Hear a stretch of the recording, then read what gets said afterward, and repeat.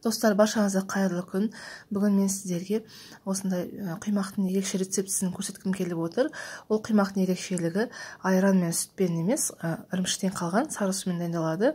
Мен өзім дайындаған ірімшіктердің сары суларын осылай үнемі отбасыма құймақ жасап беріп отырамын. Дәмді, өте әдемі шығады. Дайындап көріңіздер сіздер де. Ең бірінші бізге 3 жұмыртқа және де 5 қасық қант қажет. Қанттың мөлшерін дәміне қарай көбірек қоссаңыздар да болады, тәтті ұнаса. Және де бір шым-шым тұз салып, тағы да араластырамыз. Міне осы араластырып алдық. Енді осы сары сумен ұнды бөліп осылай жақсылап тұрып, венчикпен араластыру қажет. Сонда түйірлері қалмайды, әдемі болып шығады. Бөлшектерге бөліп араластырыңыздар.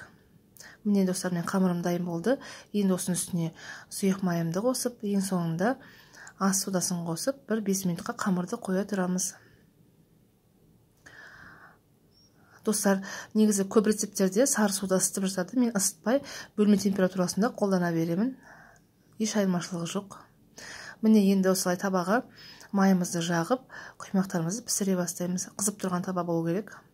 Міне осылай бір ожаудан құямыз. Көріп отқандарыңыздай сразу жаңағы тесттер пайда болып келеді. Өте әдемі болып пісіп шығады. Енді жан жағын силиконды қалақшамызбен осылай көтеріп алып, астына аударамыз. Ешқандай жабыспайды.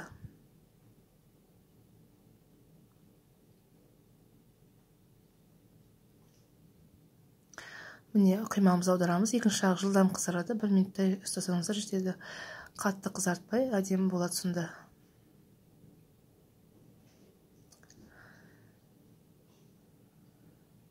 Міне біздікі екінші жағы қызарып келеді.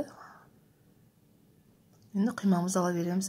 Қалған құймақтарды да осылай ендігілеріне май жақпай, бірден ожаумен құйып пісіре берсеңіздер болады. Міне достар, тесіктері бірден пайда болып келеді. Дайындап көріңіздер, өте оңай және дәмді болып шығады сары сумен.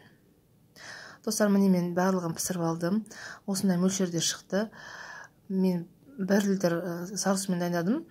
Біз отбасымыз үлкен болғандықтан осындай мөлшерде шығады. Дайындап көріңіздер.